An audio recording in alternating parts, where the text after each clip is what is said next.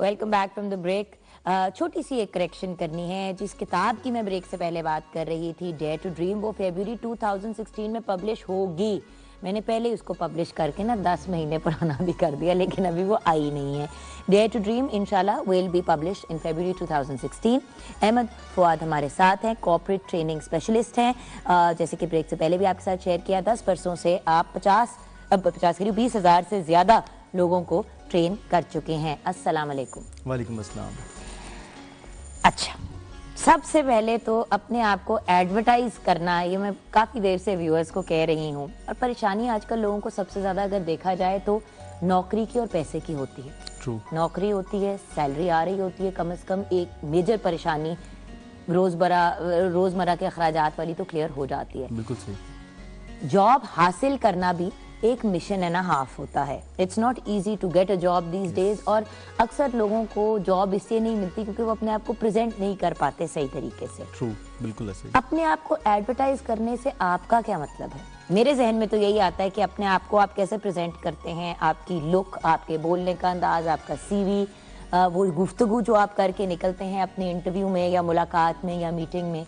मेरी नज़र में एडवर्टाइज करना वो है, वो जो आप पूरा मेहनत करते हैं अपने आप को प्रेजेंट करने के लिए। आपके लिए एडवर्टाइज करना क्या है? बिल्कुल ये भी एक जहत है इसमें जुगन, कि आप देखें अगर हम अपने जो स्ट्रगलिंग प्रोफेशनल्स हैं या जो यूनिवर्सिटीज़ और कॉलेजेस के बच्चे हैं, वो जब जाते हैं मार्केट में तो सबसे बड़ा प्रॉब्लम जो दो उनको फेस करना पड़ते हैं। एक वही जो सीवी की आपने बात की, CV is a pamphlet, right, उसके ऊपर यू आर अ प्रोडक्ट। जब आप मार्केट में जाते हैं तो कोई इस वजह से जॉब नहीं देता कि आपको जॉब की ज़रूरत है इसलिए जॉब दे दी जाए।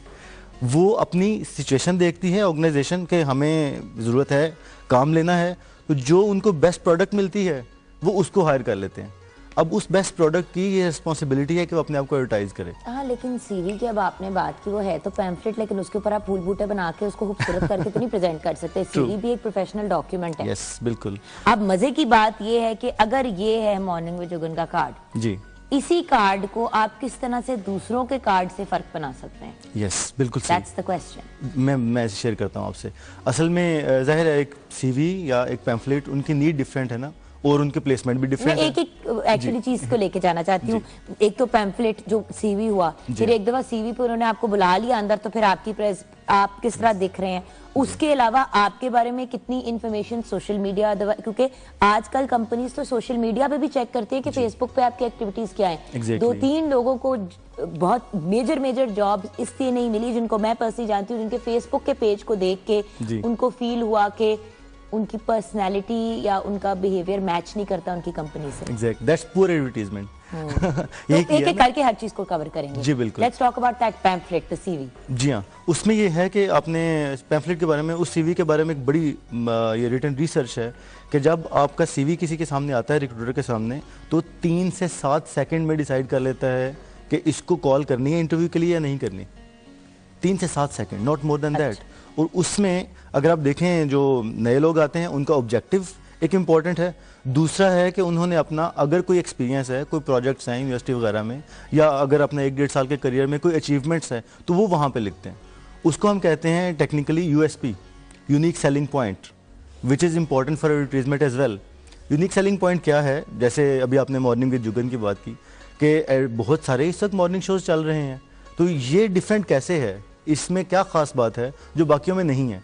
तो so is about my self. अगर मैं अपना सीवी बनाता हूँ और मेरे साथ बहुत सारे MBAs हैं, बहुत सारे लोग हैं जो एक ही तरह की जॉब्स करते हुए आ रहे हैं, और मैंने आगे प्रेजेंट करना है, तो I will have to write something जिसमें रिक्रूटर देखते ही कहे ओह वाओ, कि यार इसको तो कॉल जरूर करनी चाहिए। और यू सी, ये भी आपको कंपनी का मिजाज देख के डिसाइड करना है। अगर एक बहुत सीरियस वर्क एनवायरनमेंट है, सीरियस से मुराद ये कि अगर उनका ज्यादा फॉर्मल एटमॉस्फेयर है, तो आपकी सीवी भी उतनी ही फॉर्मल होनी चाहिए, फिर भी यूनिक सेलिंग पॉइंट के साथ, यूएसपी के साथ। लेकिन अगर कंपनी को चाहिए एक बंदा जिसके पास कॉर्पोरेट एक्सपीरियंस है, बड़ा फॉर्मल एक्सपीरियंस, लेकिन ये देखना है कि अगला फन लविंग है, तो फिर आप अपनी स्पोर्ट्स की एक्टिविटीज ऐड कर सकते हैं। क्या ये सच है कि हर बंदे को अपना सीवी देने से पहले उसको मॉडिफाई करना चाहिए, हर जगह भेजने से पहले? बहुत जरूरी है। इंटेग्रल पार्ट है ये वाला अपनी आप जॉब हंटिंग का। देखें मेरा हो सकता है कि 4-5 CV बना के हर किसी को भेज देते हैं। यही बुरी बात है, दैट इज वाई फिर वो कंप्लेन करते हैं कि यार कहीं से कॉल नहीं आती, कहीं से कोई पूछता नहीं है, सिफारिश चलती है वगैरह वगैरह।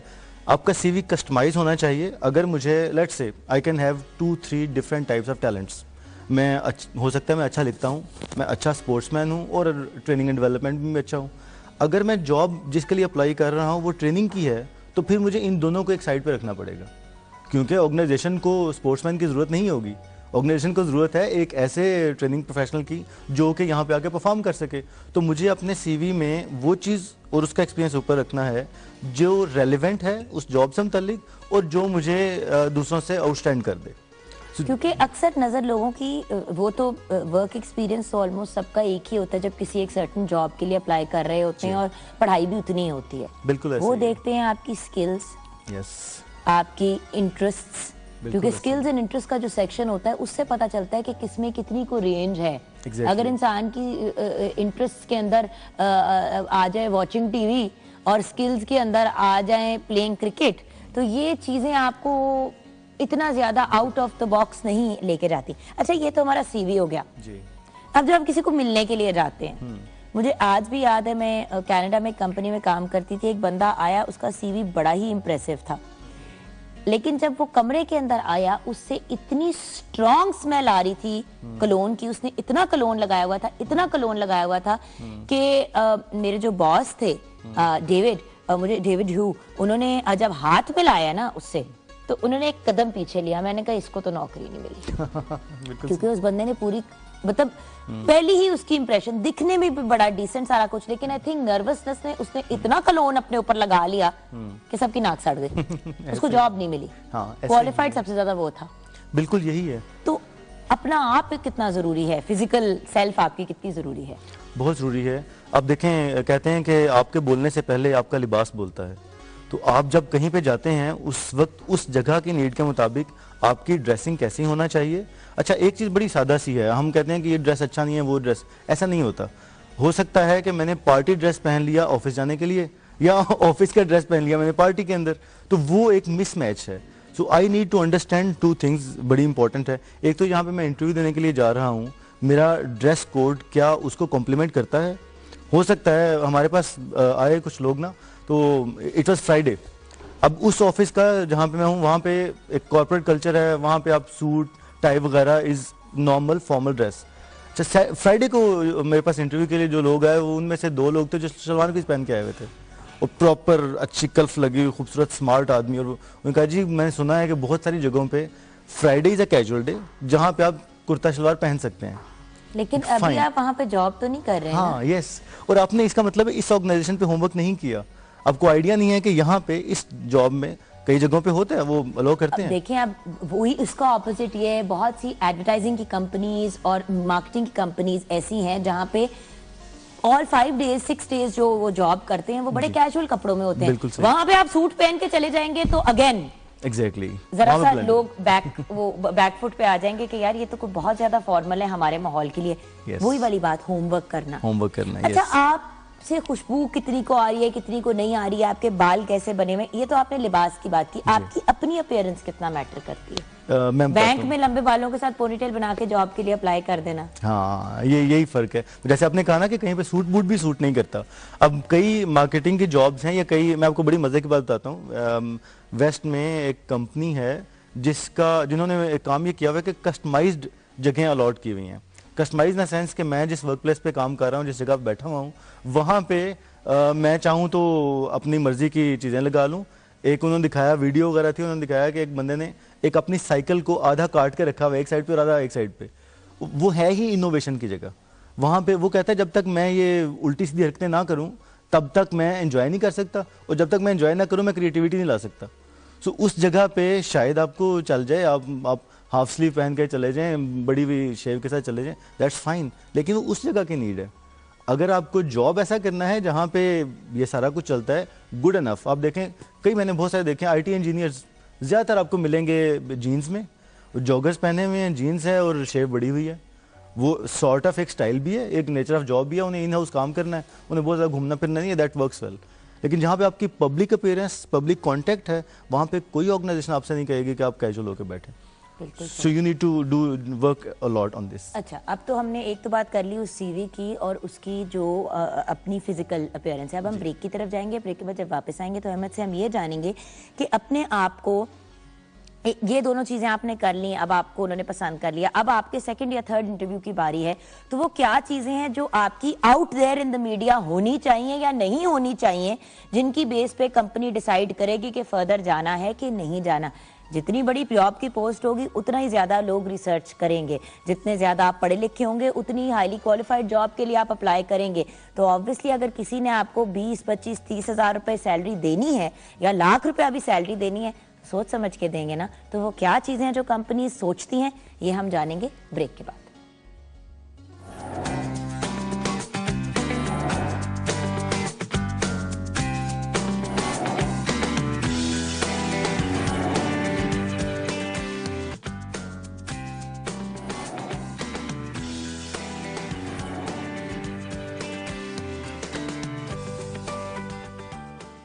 Welcome back from the break viewers. Ahmed Fawad हमारे साथ हैं। अच्छा, मुझे भी एकदम से एक बात कहते हुए हम लोग ऑन एयर आ रहे थे कि शादी एक फैमिली में आ रही है तो उसकी तैयारियां हो रही थी कि जेवर जेवर ये वो इस किस्म की चीजें।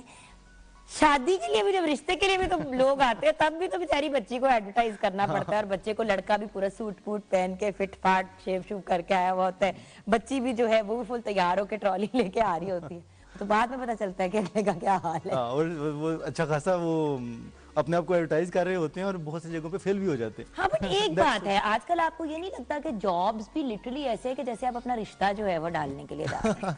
मैं आपको बड़ी मजे की बात बताता हूँ, आपने बड़ा राइटली हाईलाइटेड।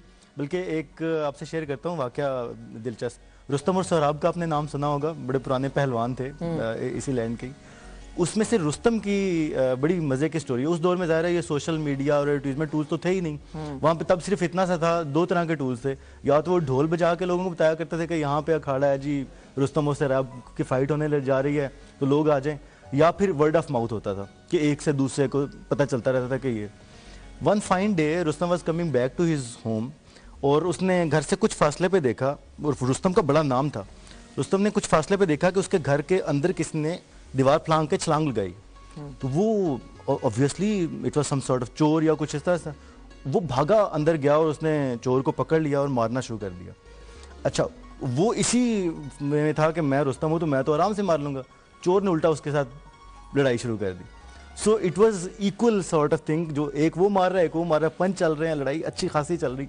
इस दौरान रुस्तम को ख्याल आया कि यार मैं मार के तो इसको नहीं भगा सकता। अच्छा। और मुझे कुछ और करना पड़ेगा। और वो मार रहा है उसको मुसलसल। वो देखता है कि वही रात जो चांदनी की रात है, सामने एक घुड़सवार आया जिसका घर उसके घर की तरफ जिसका रुख था। उसने उसको देखा और देखते ही बोला, ओह रुस्तम आ गया। अब रुस्तम खुद उस जगह पे मार खा रहा है लेकिन उसको देख कह रहा है ओह रुस्तम आ गया। चोर ने उस रुस्तम को टांग मारी, फेंका और भाग गया। नाम बड़ा दहशत चेक करें बस नाम की। यस, तो ये है वर्ड ऑफ माउथ। अभी देखिए एडवर्टाइज उस वक्त क्या था, 2 चीजें थी। एक तो रुस्तम वाकई अच्छा तगड़ा पहलवान था, एवरेज नहीं था कि वो बड़े टक्कर के 2 लोग निकल आए, रुस्तम और सोहराब। तो उसका यूएसपी था, उसमें कोई ऐसी बात थी जिसने उसको डिफरेंट बनाया। जैसे हमारे पास आप जब भी बात करेंगे गंडासे की तो आपके जहन में सुल्तान राय आएंगे। आप जब भी रिवर्स स्विंग की बात करेंगे आपके जहन में वकार यूनुस आएगा। सो यूएसपी होना जरूरी है। And then word of mouth, कि लोग आपके बारे में क्या राय रखते हैं। तो आपने बात की ना कि फेसबुक चेक करते हैं, लिंक्डइन चेक करते हैं, फिर लोग इवन फीडबैक के लिए आपको यकीन अंदाजा होगा कि कोलीग्स को कॉल करके, पुराने बॉस को यूनिवर्सिटीज में कॉल करके पूछते हैं कि इसका कंडक्ट कैसा है, इस बंदे का रवैया कैसा है। तो वर्ड ऑफ माउथ अगर अच्छा है कि यार मेहनत करने वाला है, अच्छा बच्चा है, तो वो आपको शॉर्टलिस्ट कर लेते हैं, वरना ड्रॉप कर देते हैं। So these are 2 things. एक और भी जो टर्म अक्सर सुनी जाती है कि WIIFM, जी, what's in it for me. For me, yes. आप जब जाते हैं तो आप यूएसपी लेके जाते हैं। जी। जो आपको हायर कर रहा होता है वो ये सोच रहा होता है कि what's in it for me. Me से मुराद मेरी कंपनी। और कंपनी से पहले याद रखें कि उस बंदे के जहन में ये आएगा कि मैंने इस बंदे के साथ डील करना है। जी। क्या ये मेरे लिए काबिल बर्दाश्त है? क्या ये इसकी पर्सनैलिटी प्लेजेंट है? क्या इसका बात करने का तरीका प्रॉपर है। बिल्कुल सही। अगर आप जाते ही अग्रेसिव हो जाएंगे तो वो भी आपके लिए नेगेटिव चीज हो जाएगी। आप जाते ही बिल्कुल वो जो कहते हैं ना कि जमीन पे लेट जाएंगे और बिल्कुल ही सर जी आप बिल्कुल सही, तो वो कहेंगे यार इसने तो कभी अपनी सही राय ही नहीं देनी। बिल्कुल सही। बैलेंस में लेके चलना बड़ा। बैलेंस में एक तो लुक होती है जिसमें आप खासतौर पे इंटरव्यूज के लिए और प्रोफेशनल ग्रूमिंग के लिए शार्प कलर्स आप अगर पहनते हैं तो ये यूजुअली कॉर्पोरेट सेक्टर में या जो ऑर्गेनाइजेशन है बड़ी उनमें बहुत ज़्यादा अप्रिशिएट नहीं किया जाता। अच्छा, आप कूल नॉर्मल ड्रेस रखें, उसके लिए जो टिप है वो यही है कि आप देख लें एक दफ़ा एनवायरनमेंट या किसी उस ऑर्गेनाइजेशन के बंदे से पूछ लें कि यार कैसा कल्चर है वहाँ का, वहाँ पे क्या ड्रेस चल रहा होता है, तो वो पहन लें, दैट्स सेफ प्लेइंग।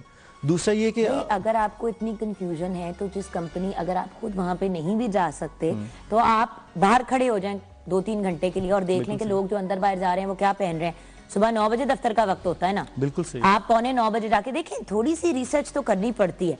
कामयाब इंसान वो है जो रिसर्च करता है। बिल्कुल, और काफी सारी जुगन, थोड़ी सी नहीं थोड़ी सी देखें, वो आपने शायद वही मुहावरतन कहा थोड़ी सी कि अगर मुझे वाकईतन काम करना है ना यहाँ पे तो फिर मुझे बाहर भी खड़ा होना पड़ेगा, फिर लोगों से कॉन्टेक्ट्स भी डेवलप करना पड़ेंगे। अगर मुझे काम करना है कि और अपने आप को अपसेल करना है, उसके लिए एक होती है सेल्स पिच जिसको हम कहते हैं, that is 30 second sales pitch. 30 within 30 seconds, लेकिन पहले 10 सेकंड में ही फैसला हो जाता है कि उन्होंने आपकी बात सुननी है कि नहीं सुननी। एग्जैक्टली। बाकी के 20 सेकंड या जाया जाएंगे या फिर आपको और मार्जिन देंगे कि आप और 30 सेकंड बोल सकें। बिल्कुल ऐसे ही, बल्कि उसका बड़ी अच्छी डेफिनेशन है। सॉरी, मेरी भी डिग्री सेल्स एंड मार्केटिंग है ना, तो मेरा this is very much my area of interest. बिल्कुल सही। फिर तो वर्ड ऑफ माउथ और इन टेक्निक्स का आप यकीनन उसको, इसीलिए ना what's it for me and वो जो एक यूएसपी, आपका यूएसपी क्या है, ये सब चीजें, और मैं पढ़ती भी रहती हूँ। एक और चीज मैं जरूर व्यूअर्स के साथ शेयर करना चाहूंगी अहमद, आपकी इजाजत से, कि लोग ये सोचते हैं कि एक दफा आप कहीं पहुंच जाते हैं तो बस दैट्स इट। ऐसा नहीं है। आपने कॉन्स्टेंटली इम्प्रूव करना है, और सबसे मुश्किल वक्त तो ये होता है कि जब आप कंपनी के सीईओ बन जाते हैं, फिर अपने आप को सीईओ की पोजीशन पे होल्ड करना। यस, बिल्कुल। पहुंच तो गए, बिल्कुल ऐसे अब नंबर 1 रहेंगे कैसे? बिल्कुल ऐसे ही है। अच्छा, यहाँ से अब आ जाते हैं सोशल मीडिया की तरफ। वर्ड ऑफ माउथ तो हो गया, लेकिन social media is word of all एक तरह से। बिल्कुल ऐसे। आजकल तो सोशल मीडिया पे प्रेजेंस ज्यादा मैटर करती है देन आपकी फिजिकल प्रेजेंस। बिल्कुल। इसका इंसान की सेल्फ एडवर्टाइजिंग में कितना को अमल दखल होता है? बहुत गहरा ताल्लुक है। और आपको सोशल मीडिया पे मैंने देखा है कि लोग अमूमन कैथारसिस कर रहे होते हैं जुगन। जो बात मैं आपसे नहीं कर सकता, अपने दोस्तों से नहीं कर सकता, जो मैं कहीं नहीं कर सकता, वो मैं लिख देता हूँ। ये सबसे खतरनाक बात है। वो एक जो आप राइटर से पूछे ना, तो वो जितने भी, आप भी राइटर हैं, मैं खुद लिखता लिखाता रहता हूँ, कहते हैं written word is not your baby, once it is written it is gone, और ये पब्लिक हो गया। तो आप फेसबुक पे, और कोई भी आइडिया इतना यूनिक नहीं है। वो जो होता है ना कि हम जिस तरह कभी कभी स्टेटमेंट लिखते हैं और कोई और अगर आपका स्टेटस कॉपी कर ले तो उस पर भी लड़ाइयां शुरू। और ये ऑफ टॉपिक बात है मुझे एकदम से यार, कि भाई क्या हर इंसान को ये लगता है कि जो आइडिया उसको आया बस उसी को उस पूरी दुनिया में वो आइडिया है? आइडियाज तो 1000 लोगों को आते हैं, इम्प्लीमेंट कौन करता है? बिल्कुल। सबसे चीज इंपॉर्टेंट ये है जुगन कि उसमें आपने अगर कर दिया, लेट्स से फेसबुक कर दिया, डू यू रियली थिंक कि Facebook is the right platform? क्या वहां पे आपको आइडियाज देना चाहिए? वो जगह नहीं है इस काम के लिए। वो एक सोशल मीडिया का जो वो ज़हूर था जिस वजह से है, वो था हल्का फुल्का कॉन्टेक्ट, गपशप वगैरह। तो आपको अगर कॉन्क्रीट देना है आइडिया अपना, तो फिर राइट प्लेटफॉर्म तलाश करें। But what concerns me is कि अपनी बहुत सी पर्सनल मैटर्स लोग कभी कभी इस वजह से अपनी जॉब खो जाते हैं, उनको फायर कर दिया जाता है क्योंकि वो ऐसा कोई नेगेटिव बात, कोई रेसिस्ट बात या डिस्क्रिमिनेटरी बात जो है वो फेसबुक पे इतना बड़ा छाप देते हैं। बिल्कुल ऐसा ही है। मेरी अपनी एक जानने वालों की बेटी के साथ ये हुआ कि उसने फेसबुक के ऊपर, आप देखें ना ये बच्चों के साथ भी ऐसा होता है, इसलिए माँ बाप का मॉनिटर करना जरूरी है बड़े बेसिक लेवल पे। उस बच्ची ने अपनी टीचर के खिलाफ एक सीक्रेट पेज बनाया फेसबुक पे, जिसपे और भी स्टूडेंट्स थे और उन्होंने टीचर की बड़ी बदतारीफी की। बहुत बुरी बात है क्योंकि माँ बाप की जहाँ रिस्पेक्ट है उतनी ही हमारी टीचर्स की रिस्पेक्ट है। उसने अपनी टीचर को काफी गालियां और गलत गलत बातें और उनकी तस्वीरें लगा लगो के ना साथ, कभी खोते की बॉडी लगा दी तो कभी इस किस्म की अजीब अजीब चीजें की। वो पेज जो है वो स्कूल की एडमिनिस्ट्रेशन में किसी ने देख लिया। बच्चे को स्कूल से सस्पेंड नहीं किया, एक्सपेल कर दिया गया। और उसके साथ जो और बच्चों ने नेगेटिव बातें की उनको भी। तो ये चीज भी बहुत मॉनिटर की जाती है कि आप अपने, actually Facebook is not a personal forum, Yes, exactly. It's a public forum. It is a public forum. यही अंडरस्टैंड करने मियां से लड़ाई हुई है, सबने छापा होता है अपने पेज पे। That's poor. और घर की बातें, अच्छा वो चूंकि हम लोग ना फेसबुक यूज़ करते हैं तन्हाई में, या चाहे लोगों में भी बैठे हुए हैं, तो वो तन्हाई का आलम ही होता है। वो लगता है कि शायद मैंने जो कहा है यहाँ पे लिख दिया वो सिर्फ मुझ तक ही रह गया। भाई इट इज़ गॉन, वो लोगों में चला गया है। अब अगर आप ये कहें कि मेरा अपना पेज था, मेरा जो दिल करे मैं लिखूं, आपने क्यों कमेंट किया, तो दैट्स रॉन्ग। भाई आपकी स्नैपचैट, ट्विटर, इंस्टाग्राम और फेसबुक, ये सब चीजें जो हैं वो ऑनलाइन चेक भी की जाती हैं। कोई ऊट पटांग तस्वीर अपलोड करेंगे, एवं किसी ने जबान निकाली हुई है, अजीब सी एक्सप्रेशन बनाई हुई है, वो पोटेंशियल जो लोग जिनके पास आपने जॉब के लिए अप्लाई करना है वो देखेंगे, इसको देखते हैं। लिंक्डइन से लोग निकल के फेसबुक को अब ज्यादा देखते हैं कि लिंक्डइन पे तो मैं बड़ी अच्छी सी तस्वीर लगाऊंगा ना अपनी और पूरा प्रोफाइल बनाऊंगा कि मैंने बड़ा काम किया हुआ है। वो कहते हैं अच्छा ये तो अचीवमेंट्स का पता चल गया ना, अब जरा देखते हैं कि ट्विटर पे और फेसबुक पे अब कैसे बिहेव करते हैं। सो जब आप ट्रेन करते हैं लोगों को, इन सब चीजों के लिए ट्रेन करते हैं, करेक्ट? आपकी ट्रेनिंग में क्या इंक्लूडेड होता है? इसमें जो ज्यादा इंपॉर्टेंट चीज है ना वो डिफरेंट टॉपिक्स ओरिएंटेड होता है। जैसे आपने कहा ना what is in for me, तो हम ये देखते हैं कि जो लोग मेरे पास आ रहे हैं ट्रेनिंग के लिए उनकी नीड क्या है, जिसको हम ट्रेनिंग नीड एनालिसिस कहते हैं। कि अगर उनकी नीड है, लेट्स से जैसे हम अभी डिस्कशन कर रहे हैं एडवर्टीजमेंट से मुताल्लिक, तो वो उसके टिप्स हैं, सेल्स पिच कैसे बनानी है, अपनी यूएसपी कैसे बनानी है, वगैरह वगैरह। अगर डेयर टू ड्रीम जैसे बुक है तो उसमें हम देखते हैं कि बड़ा ख्वाब कैसे देखना है और उसको परसू कैसे करना है। इसी ख्वाब तो बहुत से लोग देखते हैं, उनको उस ख्वाब की तामीर करना, उसको एक रियलिटी बनाना आपको फरवरी 2016 में पता चलेगा इंशाल्लाह, जब अहमद की बुक आएगी और आप लोगों ने खरीदनी भी है और फिर हमें फीडबैक भी देनी है कि आपको कितनी को हेल्प मिली उससे, ताकि जो नेक्स्ट बुक लिखें उसको हम फिर मजीद उस पर वो काम करके इम्प्रूव कर सकते हैं। इन क्लोजिंग, परेशानी हर इंसान की जिंदगी का हिस्सा है। कोई शख्स इस दुनिया में अभी तक नहीं आया जिसको कोई ना कोई परेशानी हो। छोटा सा बेबी भी आता है तो उसको परेशानी है कि मुझे दूध कब मिलेगा या मेरा पैम्पर कब चेंज होगा। तो परेशानी तो लाइफ का हिस्सा है, लेकिन परेशानी में कामयाब इंसान का क्या रद्द अमल होता है? वो एक तो ये हकीकत समझ लेनी चाहिए जो आपने कही है। वो इकबाल ने भी कहा है ना, आरजू के खून से रंगी है दिल की दास्तां। तो आरजू का खून होता है, परेशानी होती है, तो फिर ही दिल की दास्तान भी रंगीन है। इसका जो अच्छी टेक्निक है वो ये है कि आपके पास दो ऑप्शन हैं, एक होता है रिएक्शन, दूसरा है रेस्पॉन्स। अगर आपने लेट्स से मेरे ऊपर पानी फेंका तो मेरा रिएक्शन क्या होगा कि ये क्या है, और साथ ही मैं बस्ट आउट कर दूं कि आपने ये कर दिया वो कर दिया और शाउट करना शुरू कर दूं। दूसरा है कि मेरे ऊपर आपने पानी फेंका तो मैं सोचूं यार हुआ क्या है, दिस क्वेश्चन कि मेरे ऊपर एक एनालाइज, जिसको बड़ी डिटेल में वो एक फ्रैंकलिन कोवी में एक एग्जांपल दी जाती है। उन्होंने कहा कि जब उसने कहा कि मैं एक दिन वन फाइन डे में उठा तो हुआ क्या कि मेरे ऊपर एक मेरे बच्चे ने फेंक दी, कॉफ़ी फेंक दी। तो मेरा रिएक्शन ये था कि मैंने उसको मारा। मैं अगर सोच लेता ना कि यार बच्चे ने कॉफ़ी फेंक दिया तो दैट्स फाइन, इसको मैं फ़ौरन अंडू नहीं कर सकता, तो मुझे इसको इम्प्रूव करना है। वो जो रिस्पॉन्स का टाइम है अब वो इस्तेमाल करें, सोचें कि ये परेशानी क्यों आई है और उसका हल तलाश करें। रिएक्शन से मसला हल नहीं होता। बिल्कुल सही। और याद रखें कि जब आप बुरी तरह रिएक्ट करते हैं, आपकी औलाद आपको बुरी तरह रिएक्ट करते हुए देखती है, फिर वो भी आगे जाके अपनी औलाद की बुरी तरह रिएक्ट करती है और एक चेन रिएक्शन, एक सर्कल बनता जाता है नेगेटिविटी का। नेगेटिव चीज हो उसको वहीं पे रोक के उसको रेक्टिफाई करे, वो साइकिल टूट जाती है। जब आप नेगेटिव पे नेगेटिव पे नेगेटिव, यानी कि बुरी चीज से बुरी चीज से बुरी चीज से बुरी चीज करते जाएंगे, तो वो आपकी नेगेटिविटी की साइकिल कंटिन्यू करेगी। Thank you so much for joining us. Good luck with the book launch. Thank you very much, शुक्रिया बहुत बहुत। एंड व्यूअर्स, हम जाएंगे अब एक ब्रेक की तरफ। ब्रेक के बाद जब वापस आएंगे, फिल्म, टेलीविजन, स्टेज, रेडियो पे अपनी सलाहियतों का लोहा मनवाने वाले पाकिस्तान के दिल अजीज आर्टिस्ट, एक ब्रिलियंट पर्सनालिटी हमें ज्वाइन करने जा रहे हैं। हम उनसे मिलेंगे ब्रेक के बाद।